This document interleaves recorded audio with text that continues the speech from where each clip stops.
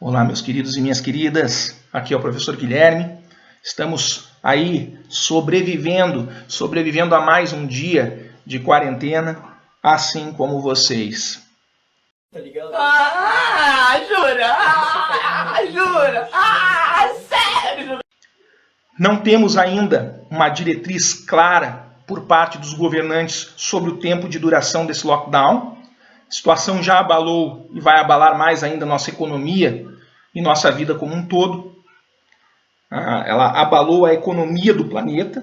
Ontem mesmo, o Fundo Monetário Internacional ele lançou uma nota dizendo que nós vamos ter uma recessão de 4%. O que seria isso? Significa que a nossa economia vai encolher 4% e que isso vai abalar todas as pessoas do planeta.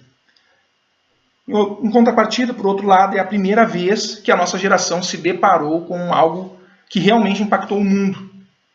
Nós sabemos, por meio da história, como foi o período entre guerras, como foi ali o período da pós-Segunda Guerra Mundial, mas nós nunca tínhamos vivido isso.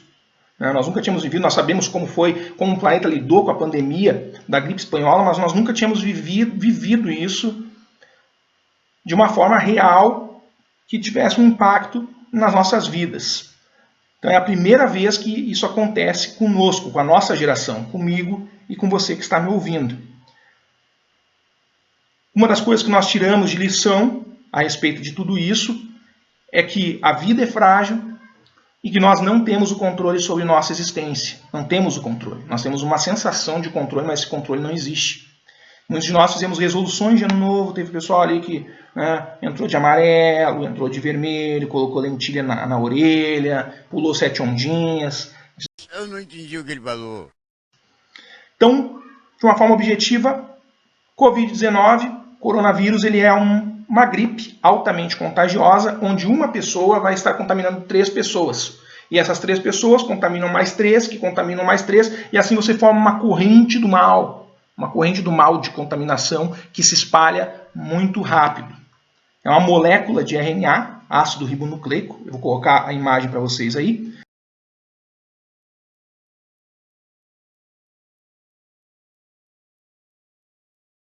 Protegida por um envelope formado de proteínas e lipídios. Lipídios é gordura. E ele se reproduz dentro das células humanas, principalmente células pulmonares. Por ter essa alta propagação, se propagar muito rápido, e tem a capacidade de sobrecarregar o sistema de saúde. Então, por essa razão, pela capacidade que ele tem de sobrecarregar o sistema de saúde, que alguns infectologistas e epidemiologistas têm falado no achatamento da curva, que seria você prolongar o período da pandemia, você prolonga, para evitar os picos onde todo mundo procure o sistema de saúde ao mesmo tempo. Todo mundo tenha que ir para o sistema de saúde ao mesmo tempo, ocasionando, obviamente, uma saturação do sistema e muita gente não tendo meios de ser atendida pelo sistema. Então, essa é a ideia do achatamento da curva. Então, você prolonga o nível da epidemia, mas você não faz com que a epidemia desapareça. Ela continua ali. Você não faz com que ela desapareça. Não faz. Ela continua ali, porque a única maneira dela parar uma epidemia tão contagiosa, um vírus tão contagioso assim, é quando houver uma imunidade natural das pessoas, e isso acontece quando uma grande maioria tiver sido contaminada. Então a ideia do achatamento da curva é não sobrecarregar o sistema de saúde. Ok? Ela causa uma doença respiratória, que vai atacar principalmente os pulmões, ao ponto da pessoa necessitar de um ventilador mecânico. Nessa altura do campeonato, vocês estão carecas aí de saber do que é o ventilador mecânico, como ele funciona e como ele mantém a pessoa viva. Mas trocando em miúdos, a pessoa acaba precisando de uma unidade de tratamento intensivo, UTI. Há relatos também, já tem relatos, de que ele desencadeia inflamações cardíacas, ou seja, ele pode causar uma cardiopatia, né? E existem já relatos falando sobre isso.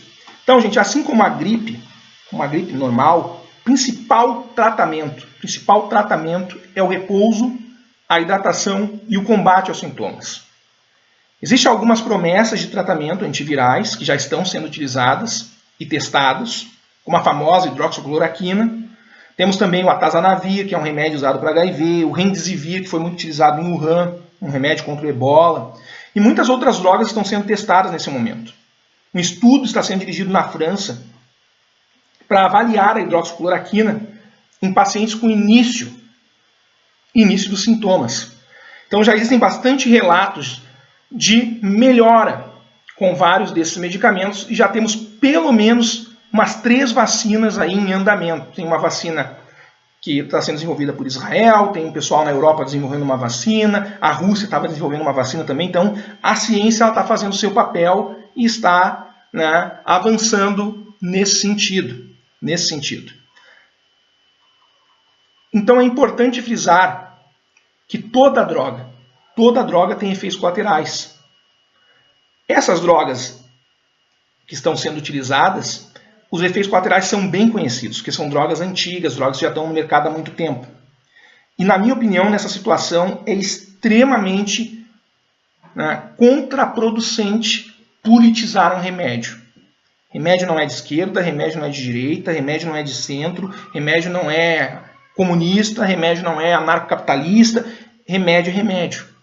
Politizar isso, como muitos têm feito, é muito ruim.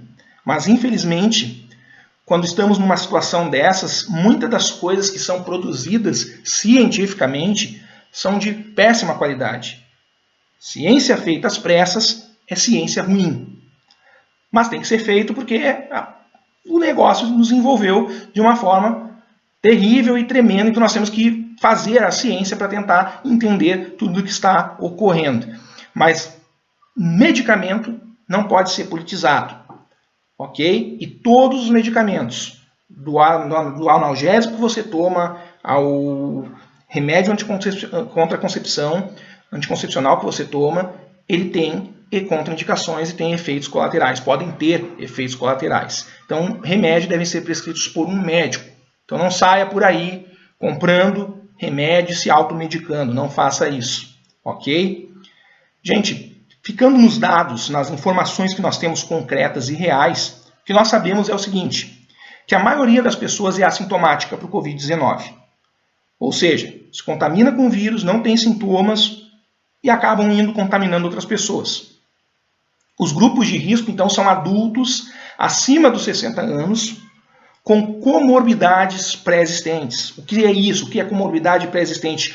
É uma ou mais doenças que vão se associar ao Covid-19 e o Covid-19 vai agravar aquela situação e vai levar a pessoa ao óbito.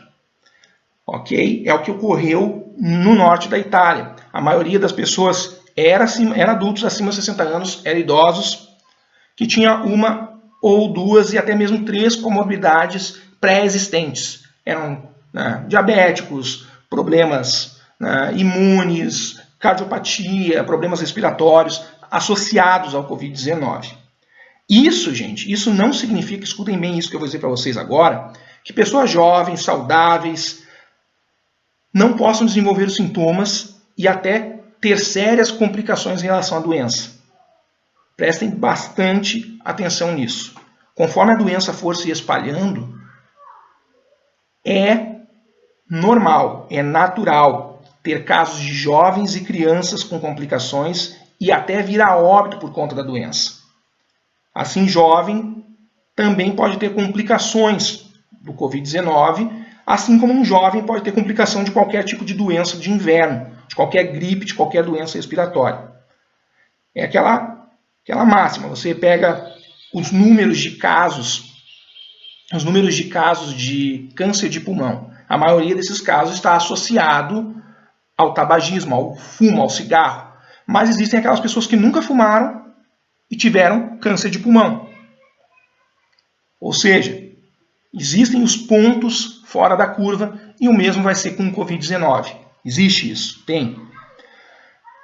Até agora, até esse momento, nós temos no país 25.262 casos de Covid-19. Tivemos 1.532 óbitos, infelizmente. No Rio Grande do Sul são 16 mortes pelo Covid-19. Essa doença ela pegou todos de surpresa. Em janeiro, a OMS comunicou que ela não era contagiosa de humanos para humanos. A OMS fez essa informação, que segundo a OMS foi dada pela China.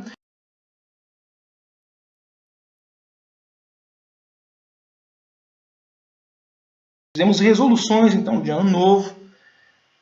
E, de repente, sem mais nem menos, quando o ano estava engrenando ali em março, em fevereiro nós já ouvimos os boatos, mas lá em março, quando o ano estava engrenando, o mundo parou. O mundo parou. Isso demonstra que o controle que pensamos que temos, ele não existe. Mas agora, gente, nesse momento, passando o olho do furacão, que foi ali entre o dia 22 de março até o dia 6, 7 de abril, quando tudo ficou fechado, o comércio ficou fechado. Então, passando o olho do furacão, nós estamos ainda no início do ano, passando ali o olho desse furacão,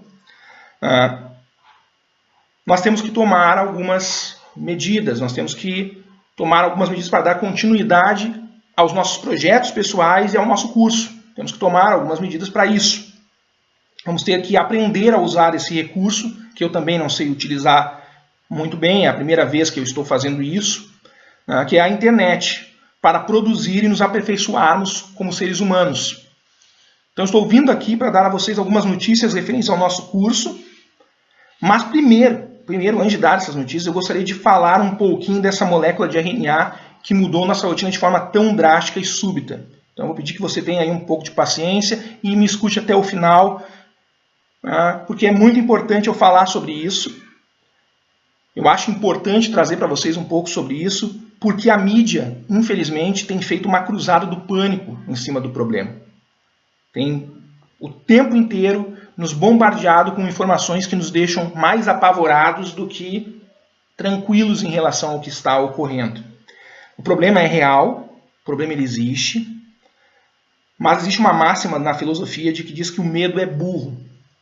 E isso está correto também. Então a mídia, ao tentar colocar nos nossos corações e nas nossas mentes o medo, e somente trabalhar com essa dinâmica do medo, ela está tentando nos deixar mais burros, para nós não vermos o quadro total, o quadro geral, e avaliarmos a situação com os dados disponíveis de forma calma e tranquila. Então existem dados disponíveis e temos que avaliar isso de forma calma e tranquila, principalmente para mantermos nossa sanidade mental sem pirar, sem se desesperar, sem piorar a situação da ansiedade causada pelo isolamento social. Então, temos que ver isso de forma calma e tranquila. Então vamos lá, vamos falar um pouquinho sobre o coronavírus, que a nível de curiosidade, corona significa coroa. SARS-CoV-2 ou Covid-19, que é o nome da doença, é um tipo de influenza, assim como é o H1N1, gente. E como é os mais de 400 subtipos existentes de influenza. E aqui cabe um dado curioso, um detalhe curioso, mais real, que a maioria desses vírus sazonais, esses vírus gripais, são transmitidos por aves. Muitos desses vírus que nós temos sazonalmente aí de gripe são transmitidos pelas aves.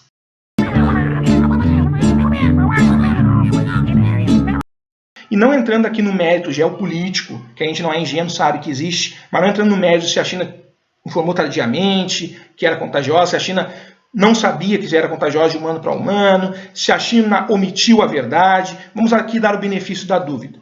A partir do pressuposto de que temos uma doença emergente, uma doença que está emergindo, é uma doença nova e não existem muitos dados ainda. Então é bem plausível que os chineses, mesmo com a pandemia que eles tiveram ali em Wuhan, eles não tiveram muito bem uma noção se era contagioso de humano para humano. Demora-se para se ter esses dados. Como eu disse no início, ciência feita às pressas é uma má ciência. Então, vamos dar o benefício da dúvida. Pode ser que eles realmente não sabiam. Mas o fato é que se demorou demais para preparar os sistemas de saúde dos países. O que ocasionou o que vimos na Itália, na Espanha e outros países da Europa e que estamos vendo agora nos Estados Unidos. O sistema de saúde demorou para ser preparado. Na Itália tem um agravante, que tinha no norte da Itália, ali tem muitos chineses que saíram dali e foram comemorar o Ano Novo Chinês na China e voltaram, obviamente, já contaminados, já com a doença, e os italianos começaram a fazer um certo bullying com os chineses, a ter um certo tipo de racismo ali, e o governo de Milão fez uma campanha, abraça um chinês, para evitar esse bullying. Então era o quê? Você via um chinês na rua e estava sendo influenciado, né? Estava sendo dito o tempo inteiro na televisão, essa campanha de você ir lá e dar um abraço no chinês, fazer exatamente o que não poderia ter feito, que era, né, ao invés de fazer o isolamento social, você ia lá, abraçava o chinês, e obviamente isso aí agravou os casos na Itália. Ok? As fronteiras então elas ficaram abertas por muito tempo, e um vírus novo com alto potencial de contágio se espalha bem rápido. E aqui no Brasil nós tivemos o agravante de que o carnaval ocorreu naturalmente. Então veio gente do mundo todo para comemorar no nosso carnaval, principalmente em Rio de Janeiro e São Paulo, e o pessoal ficou acumulado no mesmo espaço, né? E isso aí certamente propagou a doença aí em milhares, milhões de pessoas que se contaminaram. E como eu disse no início, a maioria é assintomática, não tem sintoma nenhum, só acaba contaminando outras pessoas. E foi depois do carnaval que deu o boom em São Paulo das vítimas, das doenças, da vítima do Covid-19, das pessoas que ficaram doentes e precisaram de auxílio médico. Então ali, depois daquele boom ali do carnaval, a coisa ficou preta aqui no Brasil também. A OMS ela recomendou então a quarentena, que foi a estratégia adotada na China, na província de Wuhan, a princípio só na província de Wuhan. Houve uma espécie de distanciamento social que já é bastante praticado pelos chineses, que já lidam bastante com doenças assim, mas o foco da quarentena chinesa foi em Wuhan. Mas o fato, gente, é que os governos, em geral, eles não sabem muito bem o que é a quarentena ou como aplicá-la. Existe esse dispositivo legal na nossa lei, na nossa Constituição, mas não tem um detalhamento de como isso funciona. O que deve funcionar, o que não pode funcionar, em como essa coisa deve ocorrer. Então nós estamos... O próprio documento da OMS, que fala em distanciamento social e quarentena, é bem confuso. Eu li o documento, ele não dá diretrizes claras sobre fechamento de serviço. Então nós estamos aí como uma carroça, onde as melancias estão se ajeitando com o andar dela. O que de certa forma é normal, dada a excepcionalidade do que estamos vivendo, da nossa situação. Ok? Eu entendo também o lado daquelas pessoas que são autônomas e precisam ganhar o seu pão, e sei o quanto isso vai afetar, todos nós sabemos, acredito que isso vai afetar muita gente, vai deixar muita gente numa situação bem delicada. E estamos abaixo dos decretos estaduais e municipais, sem uma diretriz, sem um norte, sem saber até quando isso vai durar, e isso é o que mais me preocupa, nesse sentido assim, de ver que nem os nossos dirigentes, nossos governantes sabem ao certo como conduzir todo esse processo. Mas só para deixar claro que não há uma unanimidade, não é unânime isso dentro do mundo acadêmico. Existe uma discussão no mundo acadêmico sobre os tipos de quarentena, sobre como devemos fazer essa quarentena, se horizontal, onde fica todo mundo em casa, ou se vertical, onde se resguarda só os grupos de risco e o resto das pessoas voltam a trabalhar. Alguns infectologistas criticam a quarentena, dizendo que ela só está prolongando a pandemia, está aumentando o tempo em que ela vai estar, né, no nosso meio. Outros estão falando que a melhor medida é essa, para não ocasionar o colapso do sistema de saúde. E nós, seres humanos, temos sempre a tendência de pecar pelo excesso do que pela falta dele. Então, pelo sim, pelo não, o mais cômodo é manter todos em lockdown, quarentena horizontal, e não correr o risco de saturar, então, o sistema de saúde. Ok? Toda essa quarentena ela está sendo embasada em cima de um artigo utilizado pela OMS para o lockdown e que se tornou referência para todos os países. Esse artigo é um artigo do Imperial College, de um cientista chamado Neil Ferguson, que causou um pânico tremendo logo que ele foi publicado, porque o artigo estava dando uma perspectiva de 2 milhões de mortes para o Reino Unido, o que não se concretizou e está bem longe disso. Depois o Neil Ferguson refez o artigo, corrigiu algumas diretrizes que ele colocou ali e caiu para 500 mil o número de mortes. Mas imagina só, lidando com uma situação nova, sai um artigo desses que já bota lá uma perspectiva bem apocalíptica, assustou todo mundo. E a mídia se apoderou desse artigo para fazer suas previsões para o Brasil. Esse artigo, na minha opinião, eu li o artigo na íntegra, ele peca, ele não tem assim uma acurácia e uma precisão muito significativa, porque tinha que levar em considerações alguns dados que não levou, como densidade demográfica, ou seja, o número de pessoas que vivem em um determinado espaço. Nós sabemos que a cidade mais densa, com maior densidade demográfica no nosso país é São Paulo. Então, isso tinha que ter sido levado em consideração, o artigo não leva isso em consideração. Idade populacional ele não fala. A ação de um vírus respiratório em indivíduos, o vírus que ele utiliza para fazer a estimativa não é um vírus respiratório.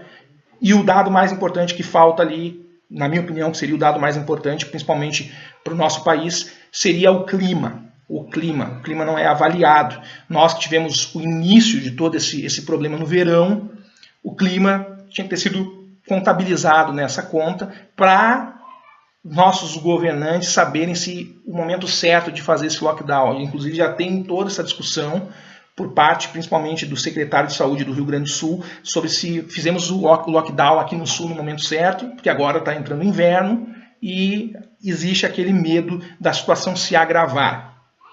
Ok?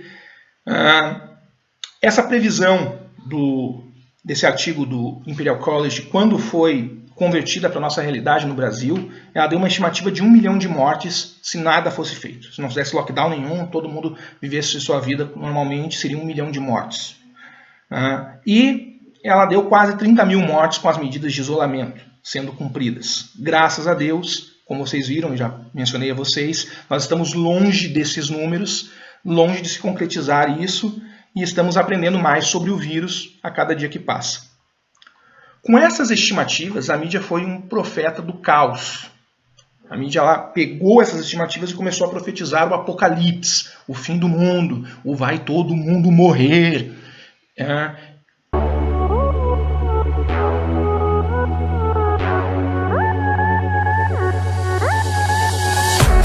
Piorando a situação, pois dentro de casa, trancafiados, sem saber até quando, e recebendo 24 horas por dia informações catastróficas, o que ocorre com a gente? Nossa ansiedade aumenta, a depressão aumenta, o estresse aumenta e tudo isso diminui nossa imunidade.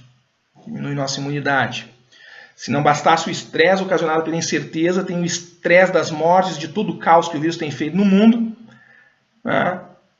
A mídia fica ali propagando 24 horas esse apocalipse. E isso, na minha opinião, mais atrapalha do que ajuda. Por quê? Porque pode ocasionar mais ansiedade e levar as pessoas a procurarem os postos de saúde diante de qualquer sintoma. Teve ali um sintomazinho de gripe e já vai correndo para o posto de saúde. E isso ocasiona uma movimentação muito maior de pessoas na rua e acaba acontecendo um maior risco de contaminação. Então esse apocalipse, gente, pregado pela mídia, de que vai todo mundo morrer, pode levar pessoas, inclusive, ao suicídio. Então o ideal é escutar menos o que tem sido dito na TV. Quero deixar claro para vocês que tragédia vende e vende bem. O fato, gente, é que nós temos que manter medidas de precaução.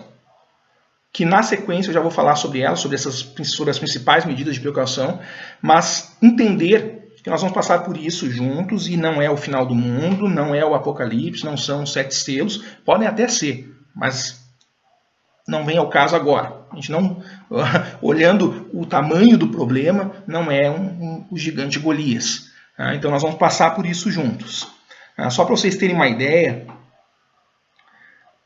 o nosso país, para deixar vocês um pouco mais tranquilos em relação ao que está acontecendo na saúde do nosso país, ele é o 5º maior país do mundo em número de leitos de UTI, de unidade de tratamento intensivo. Porque os países de primeiro mundo, que nem lá na Europa, o foco deles é saúde preventiva. Então não é tanto cuidados intensivos. O nosso país ele é campeão mundial em acidente de trânsito. Então o cuidado intensivo aqui ele é uma característica forte do nosso sistema de saúde. E para vocês terem uma ideia, a gripe normal, a gripe comum, ela matou ano passado em São Paulo, segundo o DataSUS, que é uma base que é alimentada por médicos, por hospitais, por instituições de saúde, uma base do governo. DataSUS é o nome, você pode pesquisar lá. A gripe comum, então, matou 21 mil pessoas só em São Paulo no ano passado. Então, toda gripe pode ser fatal para idosos, e por essa razão nós temos vacinas anuais. Em relação, gente, a essa pandemia, nós estamos indo muito bem até agora, apesar, infelizmente, das mortes que nós tivemos. Nós estamos indo bem. Existem até alguns estudos e alguns levantamentos que está sendo feito de que países que a vacina BCG, aquela vacina para tuberculose, ela é obrigatória, que eles tiveram um número menor de casos, que o Covid-19 não foi tão devastador. E tem toda a questão do clima, tem dados aí para muito tempo de estudo, que lá na frente a gente vai poder ter uma visão mais clara, uma visão mais real de todo o ocorrido. Gente, esse vírus, então, ele tem uma camadinha de lipídio, como eu falei lá no início, que o protege. Essa camadinha de lipídio é uma gordura formada por gordura, para falar de um modo mais objetivo. E o que isso significa? Significa que se você lavar bem as suas mãos com água e sabão, ele não vai resistir e vai se dissolver e adeus corona. Então, esse é um dos principais fatores para evitar o contágio. Cuidados de higiene são a melhor forma de evitar a contaminação do vírus. Então, ter esses cuidados básicos, gente. Lavar as mãos, chegar em casa. Chegou em casa, a roupa que você usou, quem está ainda indo ao trabalho, quem está ainda saindo de casa, chegou em casa, tira a roupa. Tira a roupa que você utilizou naquele dia, lave bem as suas mãos antes de entrar em contato com as pessoas da casa. Esse é o principal fator de prevenção, higiene básica ali. Tá? Ter muito cuidado com os idosos e outros grupos de risco, né? Evitar o contato muito íntimo com eles. A gente tem essa tendência a abraçar, a beijar, tá toda hora agarrando, inclusive criança. Evitar isso por um pouco de tempo.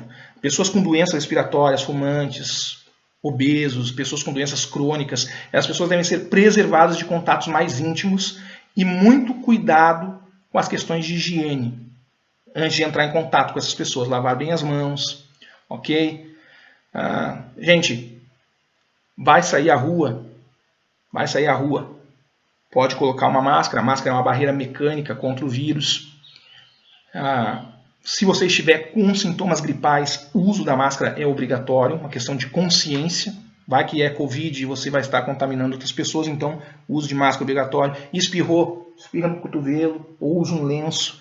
Lave as mãos sempre. Adquira o hábito de lavar bastante as mãos. Então, cuidados de higiene são principal para evitarmos a doença.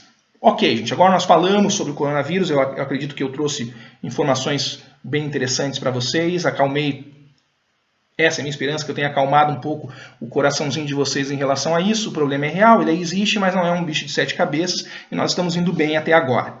Ok? Então vamos dar mais algumas informações a vocês sobre o nosso curso. Nós vamos começar agora no nosso curso vamos dar aulas online. Vamos disponibilizar aí aulas online. Eu quero ver se eu disponibilizo ainda essa semana 2 aulas para vocês. Uma já está pronta aqui, eu só tenho que formatar o vídeo, e isso para mim é novo e é o mais difícil. Formatar esse vídeo, cortar, recortar, puxar, fazer acontecer, deixar ele adequado para vocês, ok? Então, toda semana nós vamos ter aulas. Nós vamos ter essa semana ainda, eu vou estar disponibilizando 2 aulas para vocês. Uma vai ser sobre necrópsia e tanatopraxia em tempos de pandemia, e a outra vai ser uma revisão de anatomia, seguindo, né, esse necrópsia e tanatopraxia em tempos de pandemia vai seguir as orientações e diretrizes da Anvisa para esses trabalhadores. Eu vou trazer para vocês algumas informações a respeito. Então, toda semana, agora, até o final dessa quarentena, nós vamos ter 2 aulas gerais para todos os alunos, abordando alguma temática, elaborando atividades para que vocês, né, possam se distrair e aprender daí da sua casa. Nós, assim como vocês, estamos ansiosos para voltar às nossas atividades, para voltarmos aos nossos planejamentos como tanatório, visitas técnicas, laboratório móvel e todas as atividades que foram afetadas por essa pandemia. E agora é um momento de reflexão, gente, de reinventarmos as coisas e de estarmos juntos e conectados, cientes de que podemos fazer 1000 planos, mas não temos o controle em nossas mãos. E nesse momento nós temos que nos reinventar para continuarmos seguindo em frente. Então esse é um passo que a escola está dando. Vamos tentar criar um ambiente virtual aí. Na semana que vem eu estarei fazendo uma live com vocês sobre algum assunto que seja geral, que todos possam acompanhar. E eu desejo nesse momento que vocês se cuidem, passem tempo com seus amados, aqueles que estão aquarentenados, né, que não podem sair de casa, que possam, né, retornar agora aos estudos de forma online, e que Deus venha abençoar vocês, e vamos nos levantar juntos, gente, vamos nos levantar juntos dessa situação, ok? Um grande abraço, um beijo no coração de vocês, e até logo.